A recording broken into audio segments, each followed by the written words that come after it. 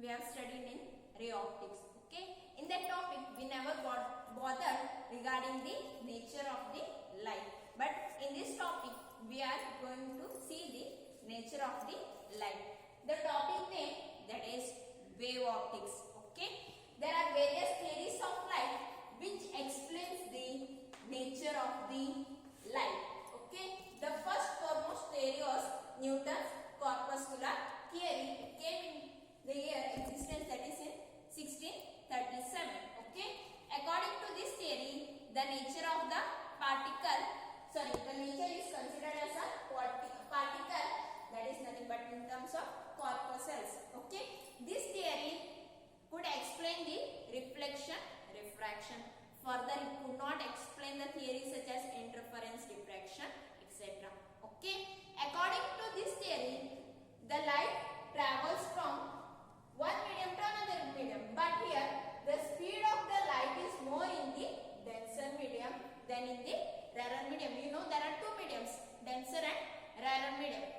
Here, according to this theory, the speed of light will be more in the denser medium than in the rarer medium. Next, further, one more theory in 1678 came into existence, that is Huygens wave theory. According to this theory, Huygens theory, the nature of the light has been considered as a wave, and this wave propagates in a medium called ether. Okay. Further, it was proved that there is no any material in the medium called ether. Okay. This theory could explain reflection, diffraction up to interference and diffraction, but the drawback exists. This phenomenon could not explain the polarization concept. Okay. Here, according to this theory, the speed of light will be more in the rarer medium than the denser medium. Okay. See here, from first theory, the speed of light will be more in denser medium. From second theory, the speed of light will be more in the rarer medium. The contradicts arise between these two theories. Finally, the scientist named Foucault proved that the speed of light will be more in the rarer medium. The scientist named Foucault proved that the speed of light will be more in the rarer medium than the denser medium. So when the light travels from rarer to denser, in the denser medium, the speed of light decreases, automatically decreases. Okay. Next theory, Maxwell electromagnetic theory. Okay.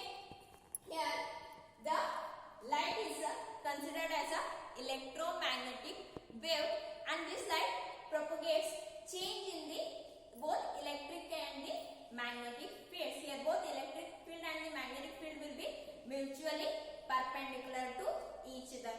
This theory explained the phenomenon, that is polarization. With the help of Maxwell's electromagnetic theory, we could explain the phenomenon, that is polarization phenomenon, but it could not explain the phenomenon, that is absorption and emission of the light, that is nothing but photoelectric effect, Compton effect, etc. Okay. Next theory, the quantum theory. Okay. Here also the nature of light has been considered as a particle, that is in nothing but quantum, tiny packets of energy we will say. Okay. Quantum or a quanta, that is light will be in the terms of packets of energy. This theory explained the absorption and emission, that is new concept came into existence, that is photoelectric effect. For this, Einstein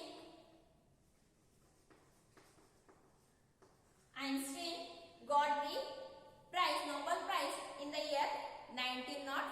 Okay. Next, so this theory explained only new concept, that is which one, that is Compton effect, photoelectric effect, Raman effect. Okay.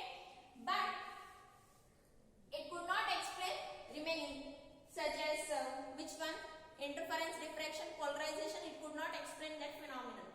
Finally, dual nature in modern theories, one more theory came into existence, that is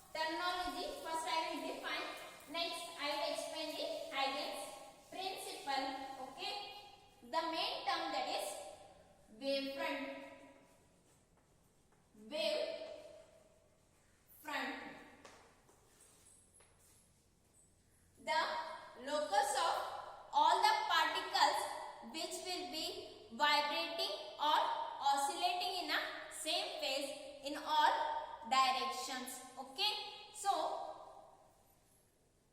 if I consider a source, there is one single source. Okay, this source emit light and it travels in the all possible directions. Next, here locus of particle means what?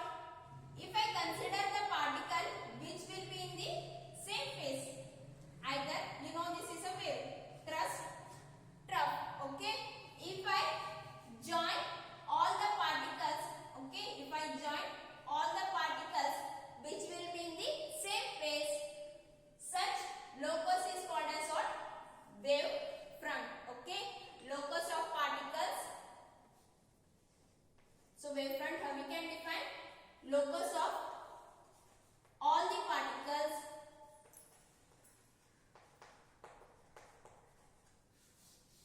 vibrating or oscillating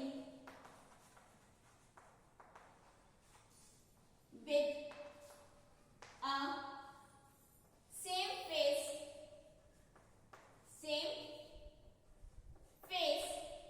with a same phase, okay, and traveling in all directions, moving in all directions. Such particle we will consider it as a wave front. Okay, so here for example, in order to understand this wave front, if there is a pond or a lake, if you throw a pebble or a stone, you can see some vibrations, some circular ring formation. Idra observe ಮಾಡಬಹುದು. ಹೋದ ಒಂದು layer ಮೇಲಿರುತ್ತೆ, ಇನ್ನೊಂದು layer ಕೆಳಗಿರುತ್ತೆ. That is will be in the form of crust and trough. Okay, so if I consider the locus of particles and join, make it as a sphere, that sphere is nothing but as what? Wave front. Okay, depending upon the nature or the shape of the wave front, this wave front can be classified into three types. Okay, the classification of wave front into three types. First one is spherical wave front. Okay, short notation SWF I am going to use later. Cylindrical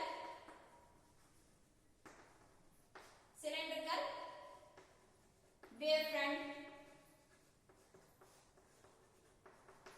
One more type, that is plane wave front. That is plane wave front. Okay, PWF. So for the spherical wave front, the source should be point source.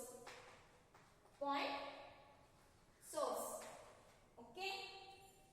For example, if you consider a bulb, if it emits the light travels, radiates the light in all directions.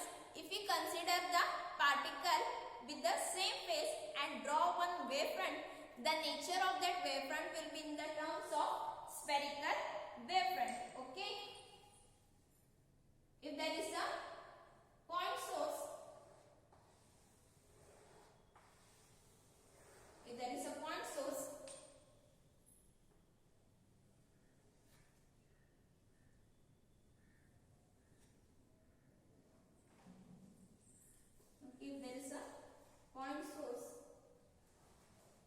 see the nature here.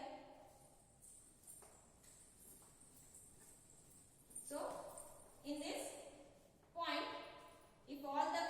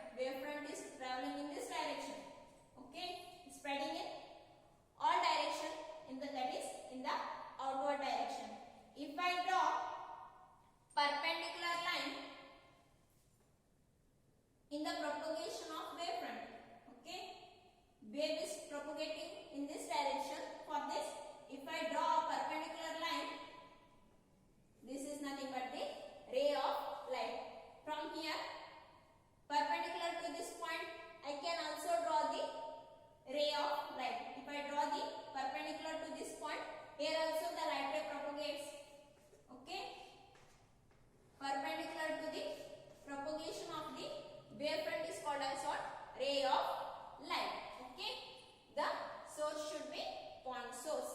So you will get the spherical wavefront. Okay, next one is cylindrical wavefront. For the cylindrical wavefront, okay, the source should be linear. Okay, the source should be linear or slit-like structure. So, if this source emits the light, here also light travels. So, propagation of light from this source will be in the all possible directions. If we consider the locus of the particle which will be in the same phase, okay, if I consider here like this way,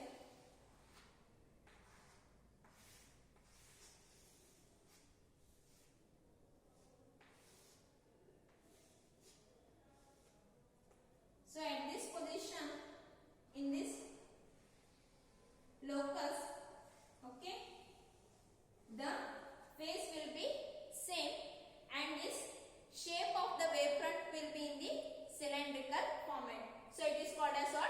Cylindrical wavefront. Here also, if you draw the perpendicular line for this, what you will get?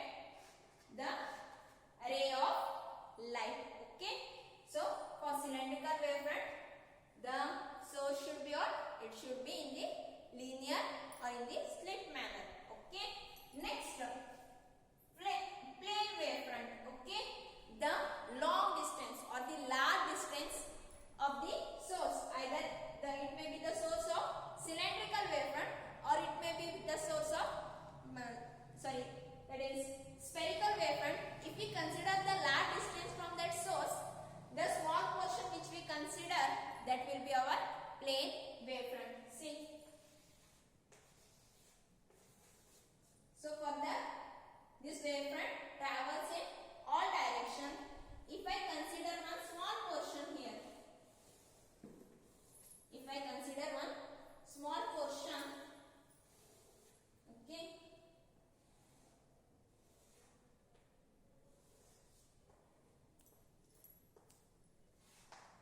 if I draw the perpendicular line, so this nature will be of plane wavefront. This nature will be of plane wavefront. Okay. Here, plane wavefront, it should be, the source should be far distance, nothing but it may be point source or cylindrical source. If I consider the large distance from the source, which type of nature I will get? I will get the plane wavefront. Okay. These are three types of wavefront, that is spherical wavefront, cylindrical wavefront, plane wavefront. For spherical wavefront, the source should be point source. For cylindrical wavefront, the source should be linear or in the slit manner. And for the plane wavefront, the far distance of the spherical wavefront and the cylindrical wavefront will get the plane wavefront. Next, let us study regarding the Huygens principle. Okay, Huygens principle is the geometrical method of obtaining the wavefront. Okay, it's the geometrical method of obtaining the wavefront through which we can know the position and the nature of the wavefront at later instant, but we should know the earlier nature and the position. Okay, so Huygens principle.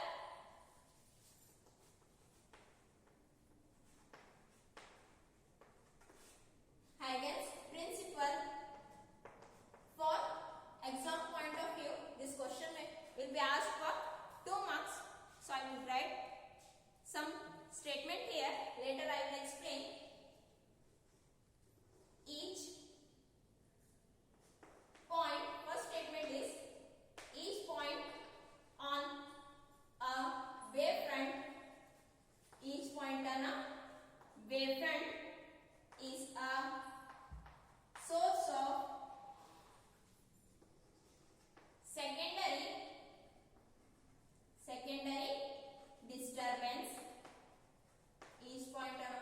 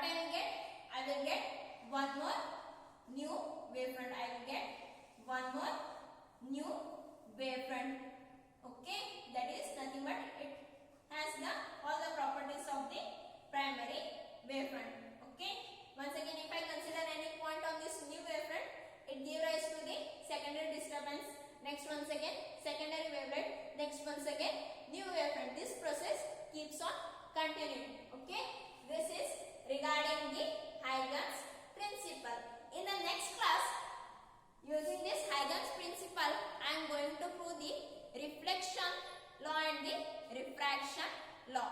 Thank you.